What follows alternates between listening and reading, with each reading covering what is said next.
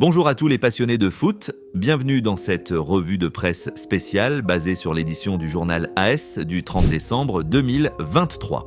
Aujourd'hui, on plonge dans les headlines qui font vibrer le monde du ballon rond. Le Real Madrid est à la recherche d'un milieu de terrain pour l'été prochain, un joueur capable d'apporter de la clarté au jeu de l'équipe, et deux noms émergent comme option sérieuse. Keith Smith, un néerlandais de 19 ans évoluant à l'AZ Alkmaar, et Adam Wharton, un anglais de 21 ans venant de Crystal Palace, qui a même été proposé au club dans un mercato où les clubs comme le Real Madrid visent toujours l'excellence. Cibler des jeunes talents pour renforcer le milieu de terrain pourrait définir la stratégie future de l'équipe, surtout pour maintenir un jeu fluide et compétitif en Liga et en Europe. Et maintenant, passons à un moment plus solennel, avec un hommage à une légende du football espagnol. Enrique Collar, le footballeur qui a porté le brassard de capitaine de l'Atlético de Madrid pendant le plus grand nombre de saisons, soit 10 au total, est décédé à l'âge de 91 ans après une carrière marquée par une Liga remportée, 3 Coupes d'Espagne et une Recopa d'Europe. Cet hommage rappelle l'histoire riche de l'Atlético, honorant un joueur iconique qui a incarné la loyauté et le leadership et qui reste une référence pour les générations actuelles dans le club.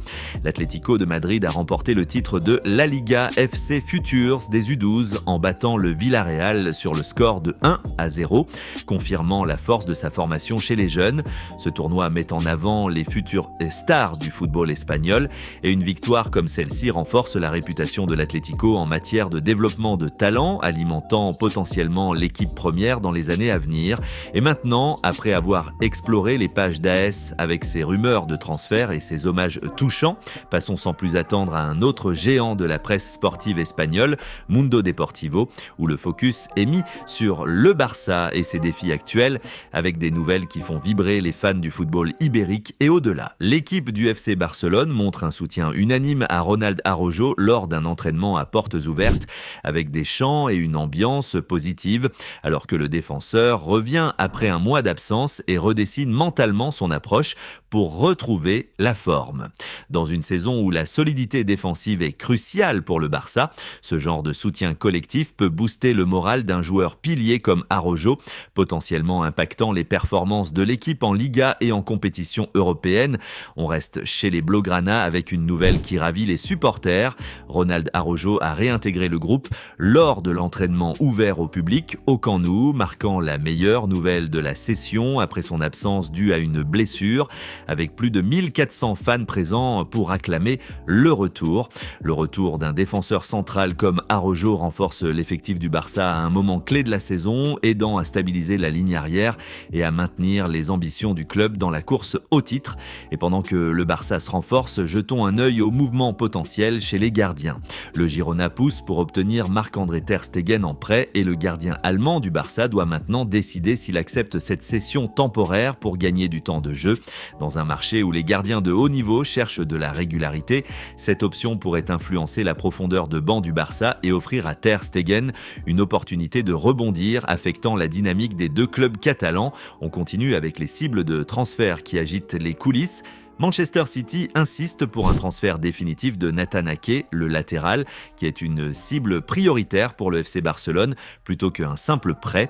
Ake représente un renfort potentiel pour la défense du Barça et les négociations avec City pourraient définir la stratégie de recrutement hivernal du club, surtout face à la concurrence en Europe. Traversons la Manche pour un choc en Angleterre qui captive les amateurs de foot mondial. Dans le match Arsenal contre Aston Villa prévu à 21h15, Mikel Arteta et Unai Emery s'affrontent dans un duel de haut niveau en Premier League, opposant deux tacticiens espagnols à la tête de clubs ambitieux.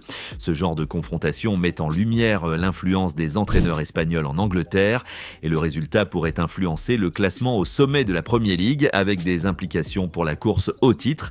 Enfin, revenons en Espagne pour célébrer les futures stars. L'Atlético de Madrid a remporté le tournoi La Liga FC Futures en battant le Villarreal en finale, confirmant la qualité de sa formation chez les jeunes. Ce succès chez les espoirs souligne l'excellence du centre de formation de l'Atlético, qui pourrait alimenter l'équipe première avec de nouveaux talents et renforcer la compétitivité future du club en Liga. Et maintenant, après avoir vibré avec les nouvelles du Barça et de la Liga dans Mundo Deportivo, cap cap sur la France, avec l'équipe dans son édition jour où le football africain et la Ligue 1 prennent place. Le Maroc a dominé la Zambie sur le score de 3-0 lors de la Coupe d'Afrique des Nations, avec une performance collective qui a apporté de la joie à l'équipe et à ses supporters, avec un retour très attendu d'Achraf Hakimi. Cette victoire renforce la position du Maroc et lui permet de consolider la première place de son groupe avec un total de 7 points devant le Mali. On reste en mode tactique avec un focus sur un club français qui affine sa stratégie. Claude Puel, successeur de Franck Hez, entraîneur de l'OGC Nice, est venu avec un plan structuré et une méthode claire pour guider son équipe, comme détaillé dans l'article qui explore sa vision pour le club en Ligue 1.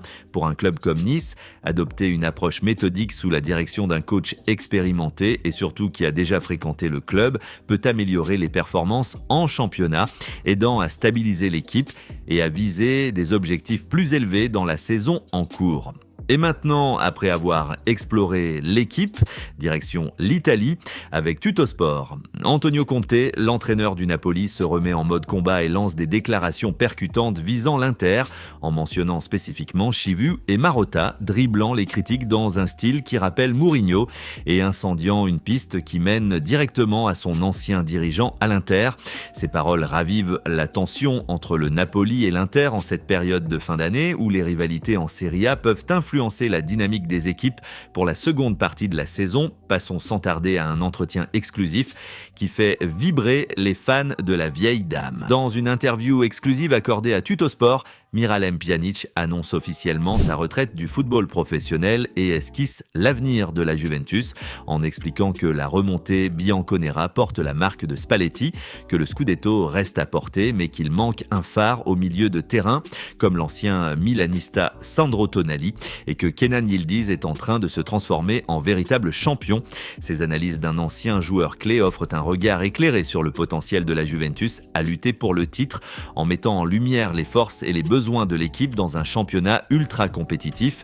Et maintenant, direction le marché des transferts où les clubs italiens et français préparent leur coup. Le Torino montre un intérêt marqué pour le défenseur central Diego Coppola, originaire de Verona et actuellement à Brighton, qui pourrait ainsi retrouver son ancien coach Baroni à Turin, tandis que le Nantes cible l'ailier offensif Abouklal, déjà écarté de son équipe actuelle. Ces mouvements sur le mercato hivernal permettent aux clubs comme Torino et Nantes de renforcer leurs effectifs, ce qui pourrait modifier les équilibres en milieu de tableau en Série A et en Ligue 1 pour la suite de la saison. On enchaîne avec un dossier gardien qui agite Milan. Le Milan AC déploie des stratégies pour sécuriser le renouvellement du contrat de son gardien Mike Maignan, avec des manœuvres anti-gel visant à empêcher une départ libre du joueur français à la fin de son engagement actuel. Retenir un gardien de la stature de Maignan est essentiel pour la stabilité défensive du Milan, surtout dans une course aux places européennes où chaque détail compte. Et maintenant, après avoir ressenti la tension du Scudetto et les débats italiens, traversons la péninsule ibérique direction le Portugal avec Abola. Luis Suarez gagne le cœur des fans du Sporting en atténuant la nostalgie pour le Suédois avec des performances qui rappellent celles d'un attaquant clé et des chiffres impressionnants mis en avant.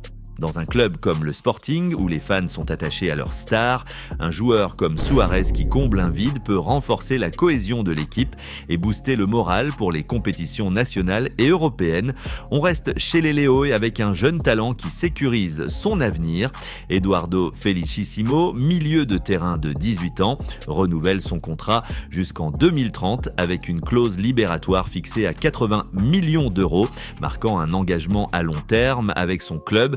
Investir sur un jeune comme Felicissimo assure la continuité et le développement des talents locaux au Sporting, potentiellement formant les piliers de l'équipe pour les années à venir en Primera Liga.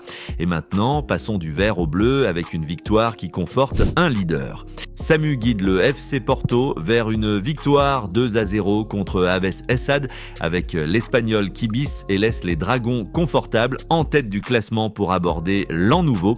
Une telle performance en match renforce la position de leader du Porto en Primera Liga, offrant une dynamique positive pour la suite de la saison et les défis continentaux. Enfin, un regard sur un mouvement potentiel chez un rival lisboète. Andreas Schjelderup, joueur du Benfica, pourrait être prêté, ouvrant la porte à une expérience ailleurs pour gagner du temps de jeu. Pour un jeune talent comme Schjelderup, un prêt peut accélérer son développement tout en permettant au Benfica de gérer son effectif et de maintenir une profondeur de banc compétitive en championnat. Et voilà les amis, c'est ce qui termine notre point de presse du jour. Si cette revue de presse vous a captivé avec son énergie et ses faits clairs, likez la vidéo, commentez vos réactions et abonnez-vous à la chaîne pour plus de contenu foot quotidien. À la prochaine pour d'autres headlines.